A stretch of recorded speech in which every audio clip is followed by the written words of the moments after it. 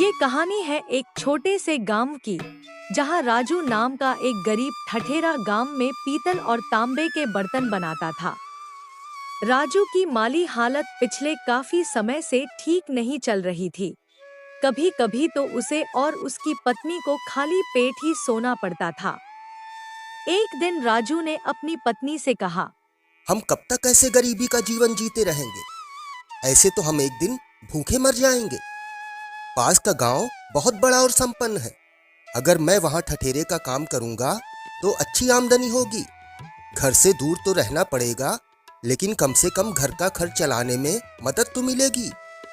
क्या उस गांव के लोगों के पास बर्तनों की कमी है जो आपसे बर्तन खरीदेंगे? अपने गांव में रहकर 4 पैसे कम कमा लो, वह दूसरे गांव में ज्यादा कमाने से बेहतर है। राजू ने अपनी पत्नी की बातों को अनसुना किया और अगले ही दिन अपने बर्तन बनाने का सामान लेकर चुपचाप पड़ोस के गांव के लिए निकल पड़ा। काफी देर तक पैदल चलने के बाद वह पड़ोस के गांव में पहुंच गया।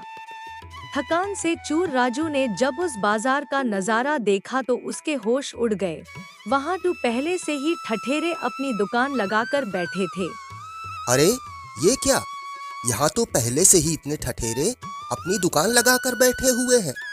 ऐसे में एक बाहरी ठठेरे से बर्तन कौन खरीदेगा?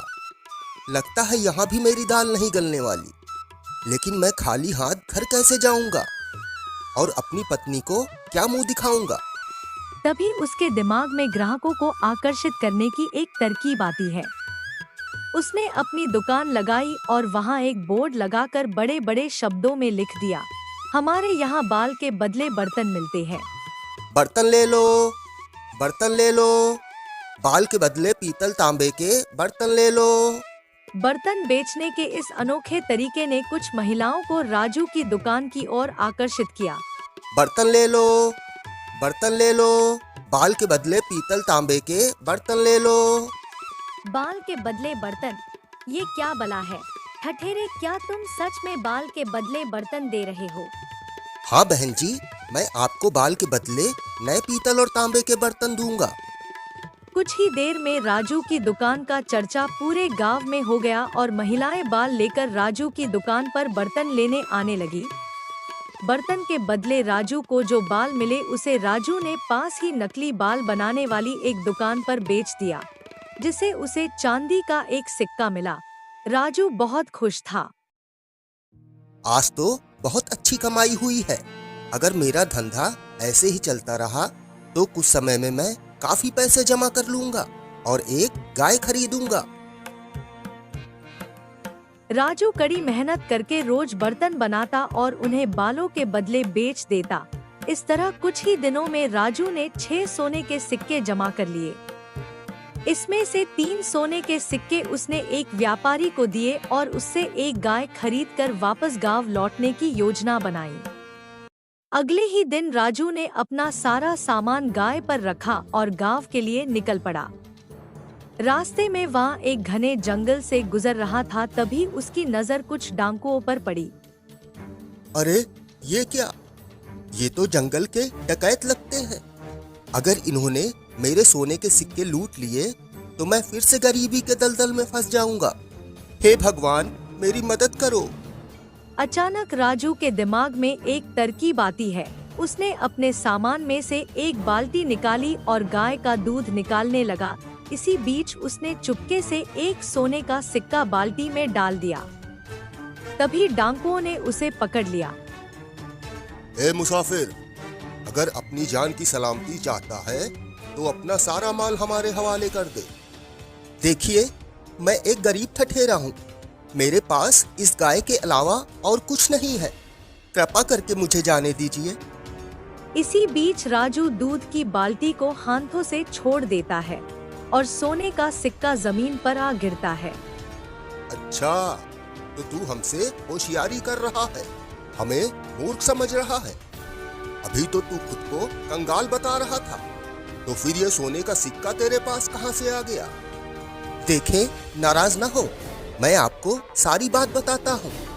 दरअसल ये गाय रोज दूध के साथ सोने के सिक्के देती है और यही मेरी आमदनी का स्रोत है। ठीक है, अगर तुझे यहाँ से वापस जाना है तो ये गाय तुझे हमें देनी होगी।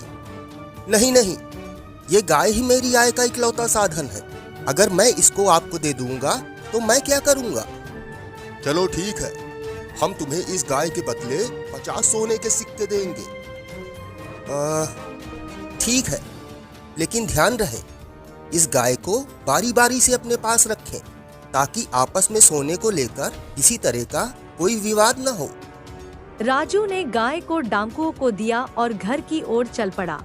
50 सोने के सिक्के पाकर वह बहुत खुश था।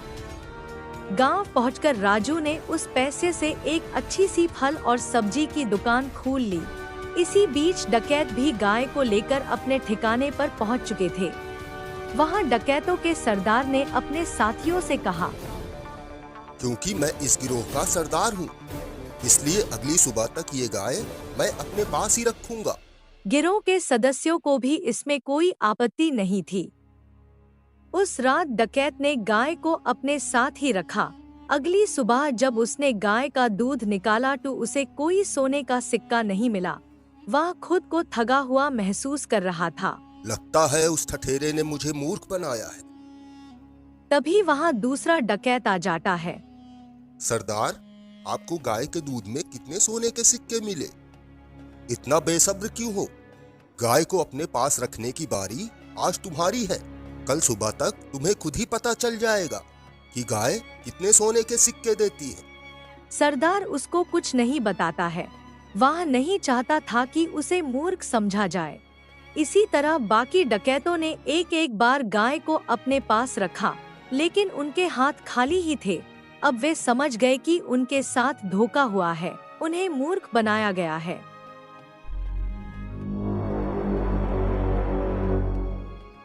उस ठठेरे ने हमें मूर्ख बनाया है, उसे सबक तो सिखाना ही पड़ेगा। सरदार, एक आम सी गाय के बदले उसने हमसे 50 सोने के सिक्के ऐंठ लिए। अब हम उससे अपने सोने के सिक्के वापस लेंगे और उसे उसकी धोखेबाजी की ऐसी सजा देंगे जो उसे हमेशा याद रहेगी।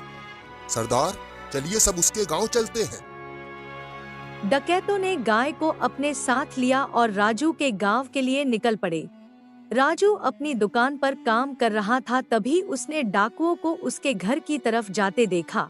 वह फौरन अपने घर पहुंचा और अपनी पत्नी से कहा, सुनो, अभी कुछ डाकू मुझे ढूंढते हुए यहाँ आएंगे। तुम उनसे कहना कि मैं अपनी दुकान पर काम कर रहा हूँ और टूनी को मुझे बुलाने के लिए भेज देना। ये कहकर वह पेड़ के पीछे छुप गया। कुछ ही देर में डाकू उसके घर पर आ धमके। कहाँ है वो धोखेबाज ठठेरा? उसे भेजो, हमें उससे बात करनी है। वो तो अपनी दुकान पर गए हुए हैं। आप थोड़ी देर रुकिए, मैं अपनी चिड़िया को उन्हें बुलाने भेजती हूँ। टूनी, अपने मालिक के पास चली जाओ और उनसे कह दो कि घर पर कुछ लोग उनका इंतजार कर रहे हैं। ये क्या मजाक है? क्या ये चिड़िया इतनी समझदार है कि तुम्हारे कहने पर ये अपने मालिक को बुला लेगी? जी हाँ, टूनी बहुत समझदार है। जब वो दुकान पर होते हैं और मुझे उनसे बात करनी होती है तो टूनी मेरी बात उन तक पहुंचा देती है। ये बातचीत चल ही रही थी कि राजू वहां पहुंच जाता है। अरे डकैत भाई, आप यहाँ कैसे? टूनी ने मुझे बताया कि कुछ लोग घर पर मेरा इंतजार कर रहे हैं। तो वो आप ही लोग हैं? तुमने मुझे धोखा दिया है। एक साधारण सी गाय को सोना देने वाली गाय बताकर 50 सोने के सिक्के ऐंठ लिए। नहीं नहीं डाकू भाई, लगता है आपको कोई गलतफहमी हुई है। हमारे पास आज जो कुछ भी है वह केवल इस गाय के कारण है। चलो हम तुम पर एक बार और भरोसा कर लेते हैं, लेकिन बदले में ये चिड़िया भी हमें बेचनी होगी। नहीं नहीं, ये चिड़िया हमारे घर के सदस्य जैसी है, इसे तो मैं हरगिज नहीं बेच सकता। अच्छा चलो, इस चिड़िया के बदले मैं तुम्हें 50 सोने के सिक्के और दूंगा। थोड़ा ना नुकर करने के बाद राजू टूनी को बेच देता है। डकैतों ने टूनी को अपने साथ लिया और चले गए। अपने अड्डे पर पहुंचकर सरदार बाकी डाकुओं से कहता है, इस चिड़िया को आज मैं अपने पास रखूंगा। बाकी डकैत भी इससे सहमत थे और वो वहां से चले गए। सरदार ने अपनी बेटी को बुलाया। सुनो गीता, मैं काम पर जा रहा हूँ। अगर मेरी कोई जरूरत पड़े तो इस चिड़िया को मुझे बुलाने भेज देना। ठीक पिताजी। कुछ ही समय बाद एक डकैत सरदार से कुछ जरूरी बात करने के लिए वहां आ जाता है। गीता, जरा सरदार को बुलाओ, मुझे उनसे कुछ जरूरी बात करनी है। आप थोड़ी देर रुकिए, मैं टूनी से पिताजी के पास संदेश भिजवाती हूँ। टूनी, जाओ और पिताजी से कह दो कोई उनसे मिलने आया है। टूनी निकली तो थी सरदार को बुलाने, लेकिन वह सरदार के पास न जाकर सीधे राजू के घर पहुंच गई। जब सरदार वापस अड्डे पर पहुंचा तो उसने देखा कि टूनी तो वहां से गायब है। उसे यह समझते देर नहीं लगी कि वह कहां गई होगी। इस बार वह अकेला राजू के घर पहुंचता है। सुनो ठठेरे, क्या टूनी तुम्हारे पास आई है? हाँ डाकू भाई, वो मेरे पास ही आई है। लगता है उसे मेरी याद आ रही होगी। आप मेरी बात माने और उसे कुछ दिन का समय दें। आखिरकार वो आपको अपना मालिक मान ही लेगी। डाकू फिर से टूनी को लेकर अपने अड्डे पर चला गया। अगले दिन उसका साथी डकैत टूनी को अपने साथ रखने के लिए ले गया, लेकिन उसके रोज राजू के घर वापस पहुंच जाने का सिलसिला नहीं रुका। अब उन डाकुओं को विश्वास हो चुका था कि उन्हें बार बार मूर्ख बनाया जा रहा है। उन्होंने आपस में राजू को सबक सिखाने की योजना बनाई। इस बार मैं देखता हूँ ये ठठेरा हमें कैसे मूर्ख बनाता है। अब की तो उसे सबक सिखा कर ही रहूंगा। तीनों डकैत राजू के घर पहुँचे। राजू ने एक बार फिर उन्हें मूर्ख बनाने की कोशिश की, पर डकैत अब की उसके जाल में नहीं फंसे। उन्होंने राजू को एक बोरी में भरा और उसे सबक सिखाने निकल पड़े। वो सब एक गुफा के पास से गुजर रहे थे, तभी एक डकैत कहता है, सरदार, पूरा शरीर थकान से चूर हो गया है। क्यों ना हम पास की गुफा में कुछ देर आराम कर लें? ठीक है, इस ठठेरे को यहीं पड़ा रहने दो, लौट कर इसे ले लेंगे। और डकैत वहां से गुफा में आराम करने चले गए। तभी वहां से एक चरवाहा अपनी गाय को लेकर गुजर रहा था। राजू ने जैसे ही गाय की आवाज सुनी, उसके दिमाग में एक तरकीब आई और वो तेज तेज चिल्लाने लगा, अरे कोई तो मेरी मदद करो, मैं इस बोरी में बंद हूँ। कृपा करके मुझे इस बोरी से बाहर निकालो। यह सुनकर चरवाहा बोरी के पास आता है। तुम कौन हो और इस बोरी में कैसे फंस गए? मैं एक साधु हूँ और मेरे पास एक विशेष मंत्र है जिससे लोग अमीर हो जाते हैं, लेकिन कुछ जलने वाले लोगों ने मुझे यहाँ बंद कर दिया ताकि मैं किसी को अमीर न बना सकूं। तुम सच कह रहे हो? अगर तुम सच में साधु हो और तुम्हारे पास वो मंत्र है तो मुझे अमीर बना दो।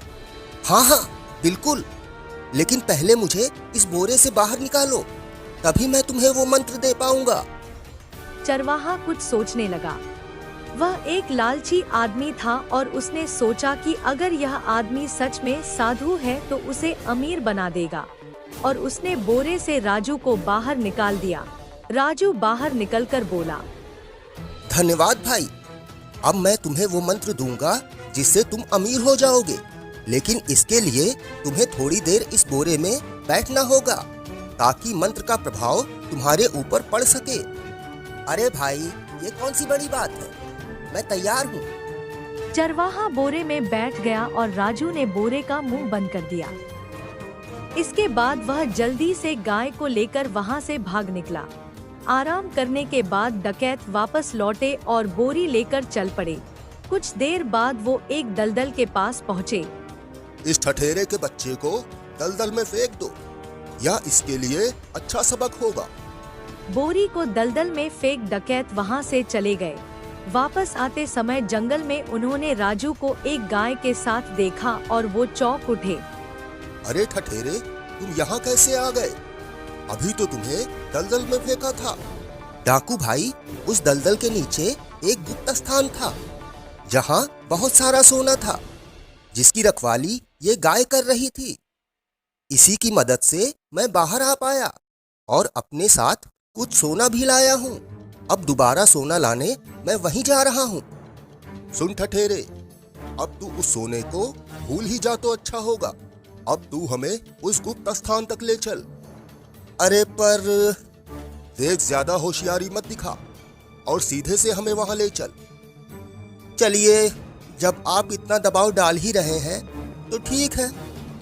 सभी डकैत दलदल के पास पहुँचे और एक एक करके उस दलदल में छलांग लगा दी, लेकिन एक बार फिर उनके हाथ खाली ही रह गए और राजू अपनी बुद्धिमानी से अपनी जान बचाने में सफल रहा।